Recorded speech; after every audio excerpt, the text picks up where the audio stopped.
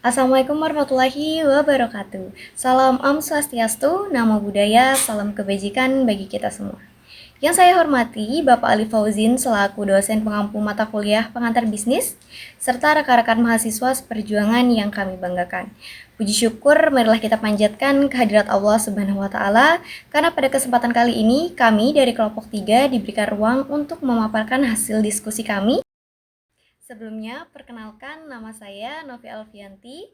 Di sini saya bertugas sebagai moderator sekaligus pemateri pertama. Saya tidak sendiri karena ada rekan-rekan tim saya yang hebat di balik materi ini, yaitu Assalamualaikum, nama saya Mutiara Nazifa. Halo, perkenalkan nama saya Siti Nihla. Di sini saya akan menjelaskan tentang slide 6, 7, dan 9.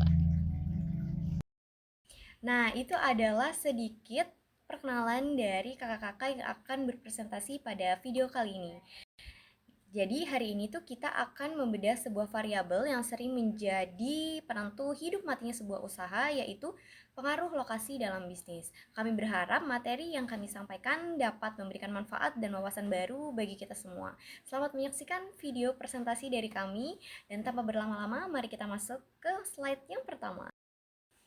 Nah, di slide ini kita bisa lihat kalau dalam dunia bisnis yang super kompetitif sekarang itu lokasi bukan cuma sekedar alamat atau titik yang ada di Google Maps aja.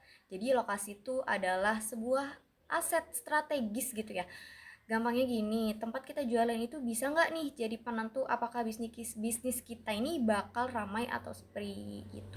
Di sini juga ada 4 hal yang sangat dipengaruhi oleh faktor lokasi.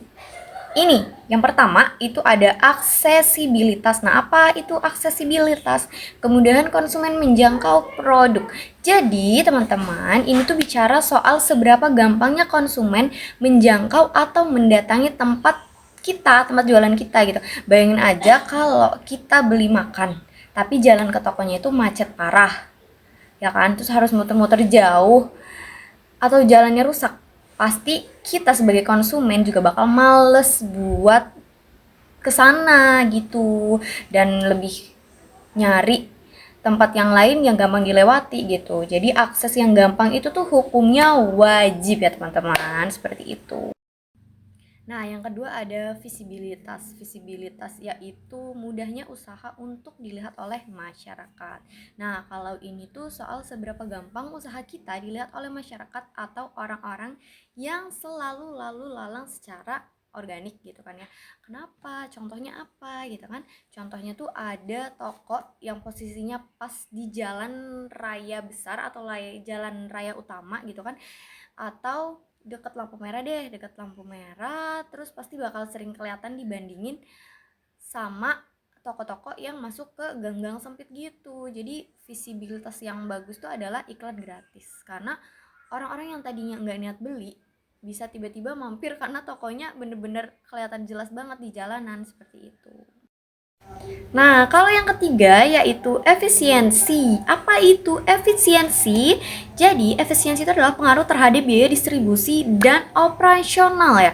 Jadi, lokasi itu tuh berpengaruh banget ke sirkulasi keuangan operasional, terutama biaya distribusi bahan baku. Misalnya, kalau kita buka usaha restoran, tapi lokasi tokonya tuh jauh banget, jauhnya tuh bener-bener yang jauh banget gitu kan.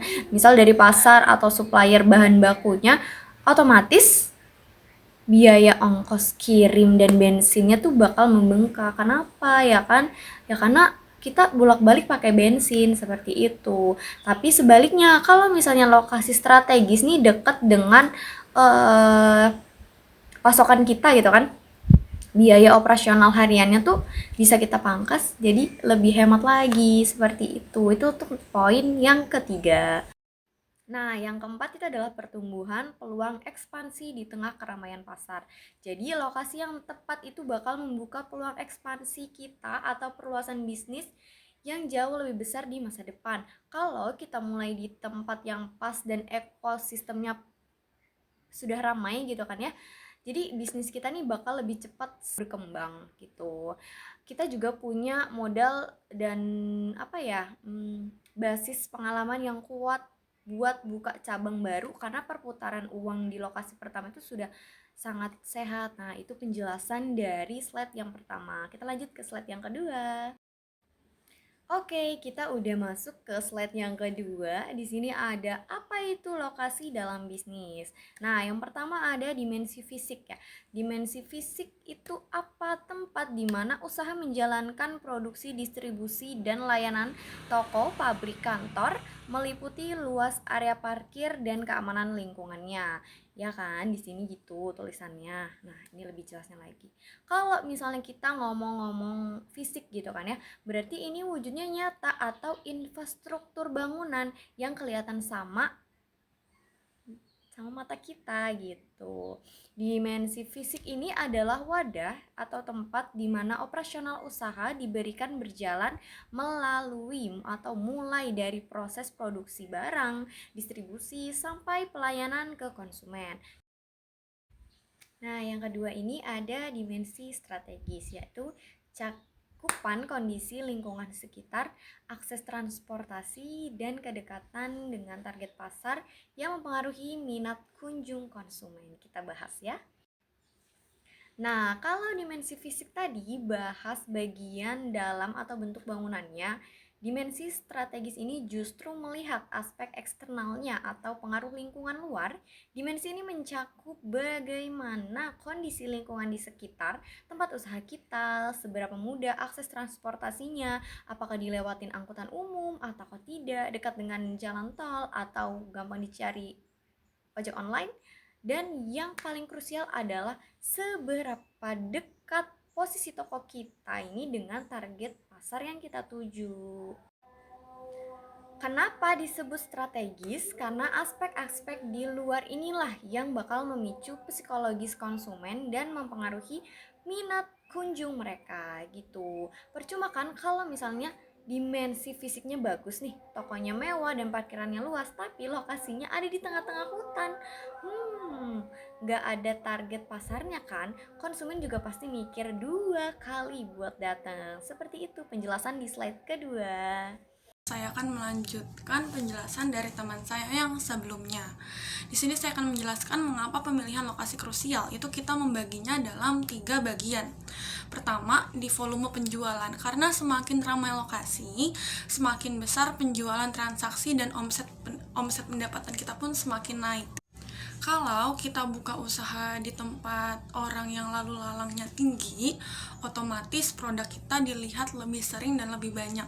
Bahkan untuk orang yang awalnya tidak ingin membeli atau hanya iseng lewat, saat melihat produk kita pun bisa jadi mereka tertarik dan langsung beli, dan itu mendongkrak pendapatan untuk omset harian kita. Yang kedua, itu ada kenyamanan pelanggan, akses mudah, dan fasilitas parkir membangun loyalitas konsumen untuk datang kembali. Maksudnya gimana? Untuk pembeli zaman sekarang itu pasti pengen banget, dan kebanyakan pengennya tuh yang praktis. Jalannya gampang, nggak sempit, nggak masuk-masuk gang, dan untuk untuk area parkirnya pun luas.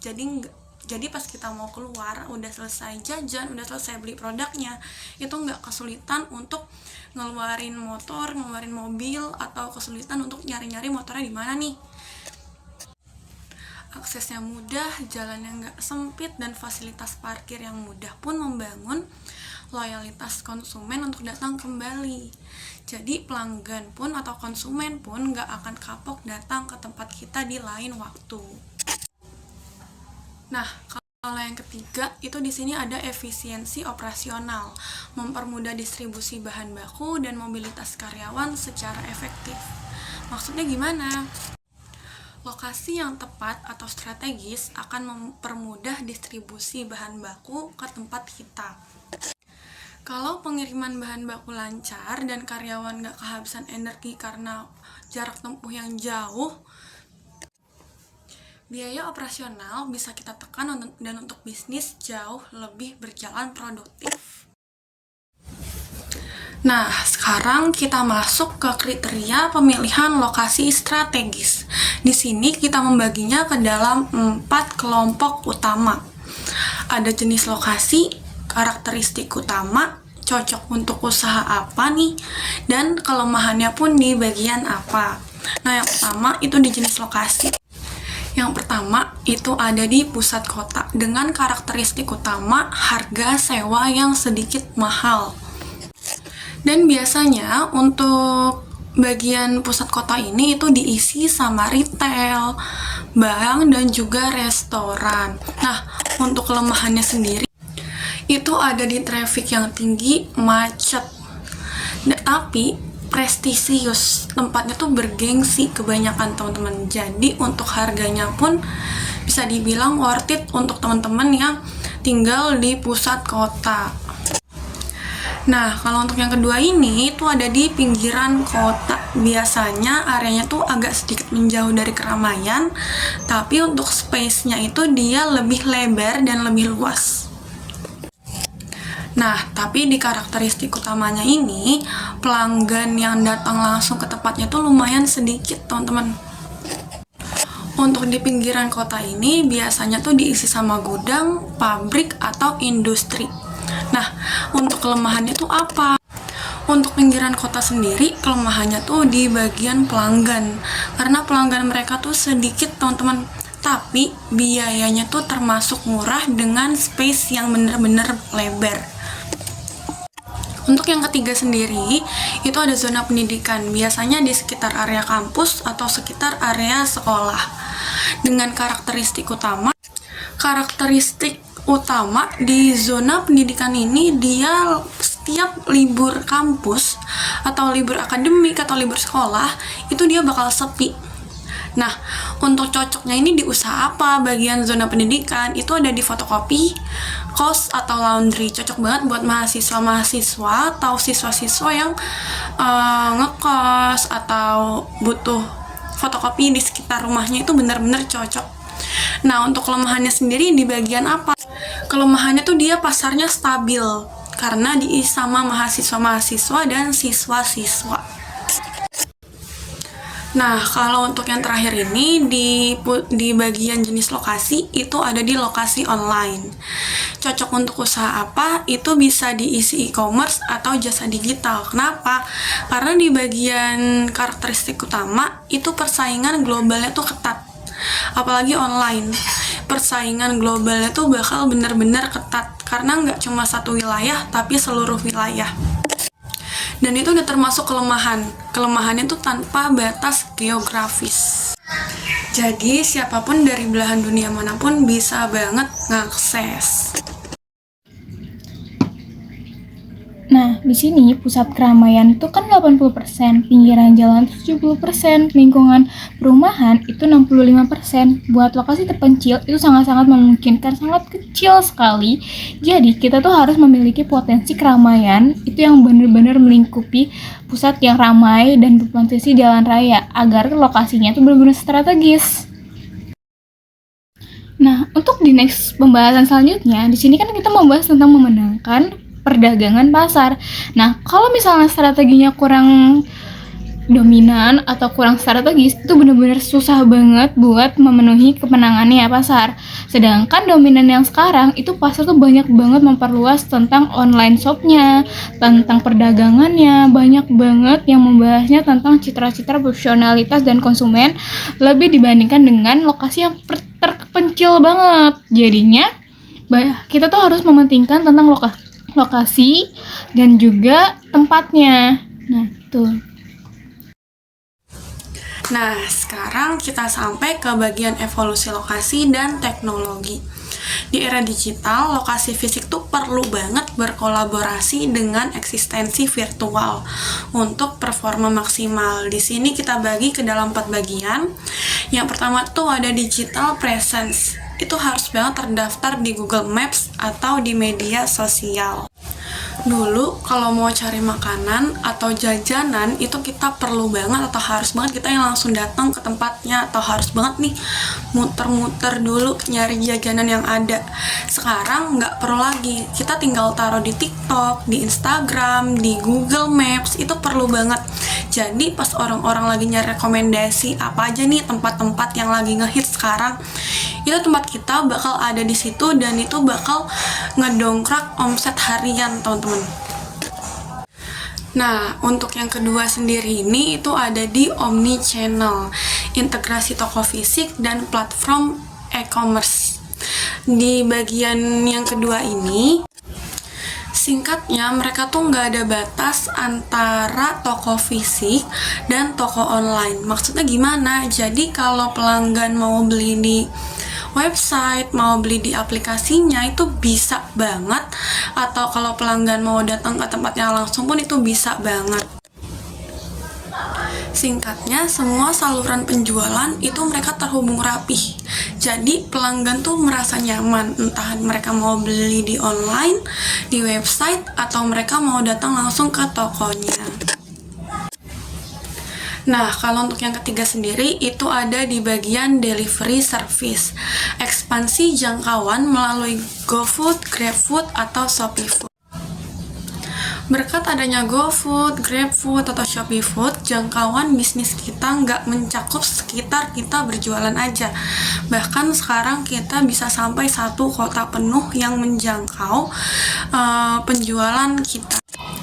Ini bikin lokasi fisik gak lagi membatasi penjualan, karena produk kita bisa langsung diantar ke rumah konsumen kapan saja. Nah, untuk bagian yang keempat itu ada market insight, menggunakan data digital untuk analisis kepadatan penduduk. Maksudnya gimana? Singkatnya, ini cara kita untuk memilih lokasi pakai data, bukan pakai tebak-tebakan atau pakai perasaan lagi. Bagian mana nih yang rame, jam berapa sih yang rame gitu. Kita bisa tahu kapan dan di mana target pemasaran kita ini berkumpul. Jadi strategi bisnis tuh lebih efisien dan lebih akurat lagi.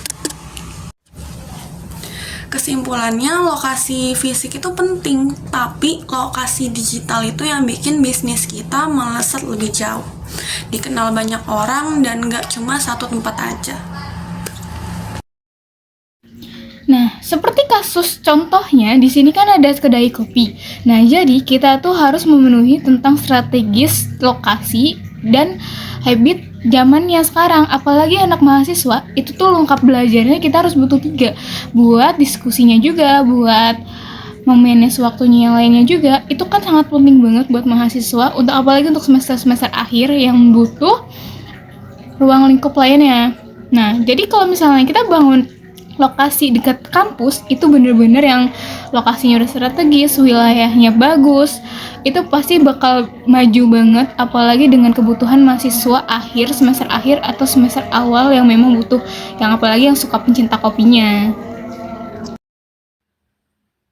Baik, teman-teman dan ibu bapak dosen sekalian, itu tadi pemaparan detail dari kami, kelompok 3 mengenai pengaruh lokasi dalam bisnis. Dari seluruh pembahasan kita hari ini, kesimpulan besarnya adalah lokasi itu bukan sekedar titik koordinat atau tempat di Google Maps aja, melainkan sebuah aset dan langkah awal yang sangat krusial untuk memenangkan persaingan pasar. Kami dari kelompok 3 mengucapkan banyak terima kasih kepada Ibu dosen, Bapak dosen, serta rekan-rekan semua yang sudah menonton video presentasi kali ini. Saya, Nafi Alfianti, pamit undur diri mewakili kelompok 3. Terima kasih semuanya, sampai jumpa di diskusi selanjutnya. Wabillahi taufiq wal hidayah. Wassalamualaikum warahmatullahi wabarakatuh.